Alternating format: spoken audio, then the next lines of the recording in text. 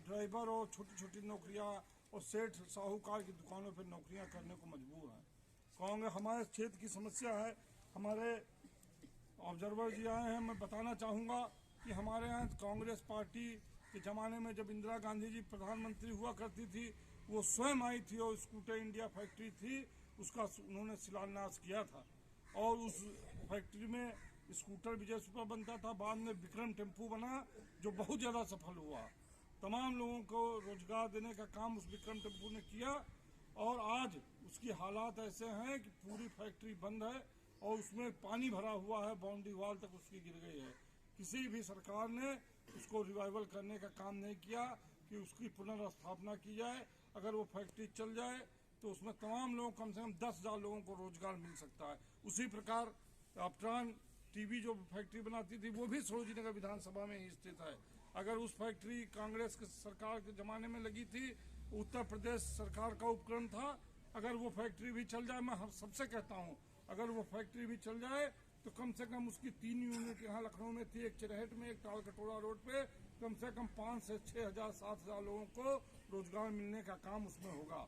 उसी प्रकार यूपीडीपीएल, आपने देखा कि कोरोना काल में कितनी दवाई और मेडिकल सुविधाओं में कितना अभाव रहा और जो दवाई 10 रुपए की थी वो ब्लैक में 20 रुपए, 30 रुपए, 40 रुपए की बिकी। अगर हमारी अपनी फैक्ट्री है और वो अच्छे से चलती तो क्यों, सरकार का उपक्रम था, उसमें लोगों को रोजगार भी मिलता और हमको सस्ती दवाई समय से मुहैया होती।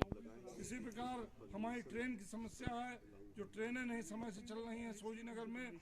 हमारे एमएसटी 30-30 हजार हरौनी और पिपासन में, अमौसी में एमएसटी थी, जिससे बच्चे और बच्चियां पढ़ने के लिए आया करते थे। 100 रुपए की एमएसटी में पूरा महीना चलते थे।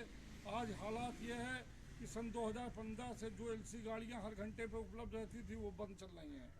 उसी प्रकार आप देख रहे हैं आवारा पशु किसानों के लिए एक बहुत बड़ी समस्या बने हुए हैं। तो आवारा पशु की वजह से हालात ये हैं कि कोई भी किसान इस तरीके की सर्दी में घर में नहीं सो पा रहा।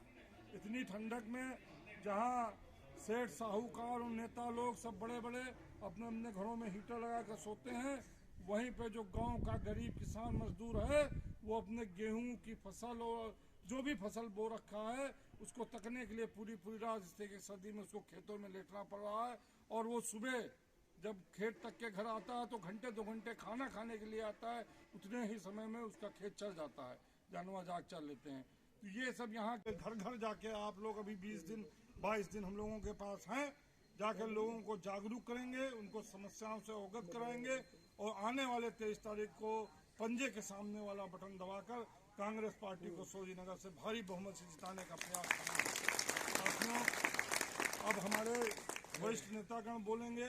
मैंने जो अपनी बात थी आप लोगों के संज्ञान में डाली। हमारी प्राथमिकता है, मैं हमारे दिल्ली से जो ऑब्जर्वर साहब लोग आए हैं पार्टी में ऊपर लेवल पर जुड़े हुए हैं, हमारी 3 फैक्ट्रियां हैं जो कांग्रेस पार्टी के ज़माने में लगी थी। मैं चाहूँगा ये हमारी आवाज़ बुलंद करेंगे। आगे जब हमारी सरकार बनती है तो हम इन तीनों फैक्ट्रियों में चलवाने का काम करेंगे और इसमें क्षेत्रीय लोगों को नौकरी देकर उनको रोजगार देने का काम करेंगे। क्योंकि अब सरोजिनी नगर विधानसभा में भी तमाम बच्चे हमारे पढ़े लिखे और ऐसे हैं जो वहाँ पे काम करने लायक, सब बीटेक, IIT और क्या क्या सब पूरा LDA, आसियाना, ये पूरा क्षेत्र हर स्तर के बच्चे पढ़ाई यहाँ पे कर रहे हैं, MBA से लेकर सब कुछ। तो उनको नौकरी, यहाँ क्षेत्र के लोगों को रोजगार मिलने का काम होगा। रेल वाली जो समस्या ये भी बहुत है। हमारी दिल्ली में सरकार आएगी, हम लोग जो रेल हर घंटे में पहले चलती थी उसमें हम लोग चारबाग से पिपासन हमारे गांव से 9 रुपए में चारबाग पहुंच जाया करते थे, 16 रुपए में हम लोग कानपुर पहुंच जाया करते थे। आज स्थिति यह है कि प्लेटफॉर्म टिकट 50 रुपए का है।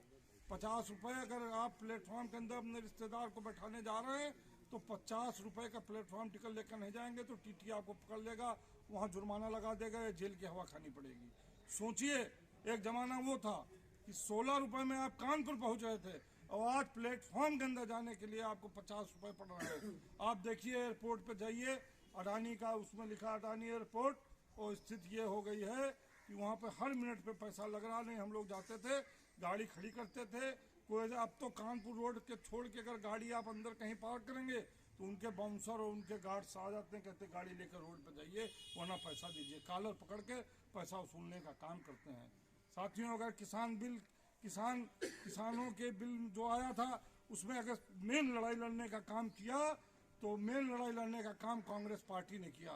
हमारे नेता राहुल गांधी और प्रियंका गांधी जी अगर लगातार किसानों के पक्ष में न बोलते तो आप विश्वास मानिए कि ये किसान बिल वापस होने वाले नहीं थे। ये कांग्रेस पार्टी की देन है। कांग्रेस पार्टी, ये कांग्रेस पार्टी राहुल गांधी, सोनिया गांधी, प्रियंका गांधी। बबलू भैया आप संघर्ष करो, बबलू भैया आप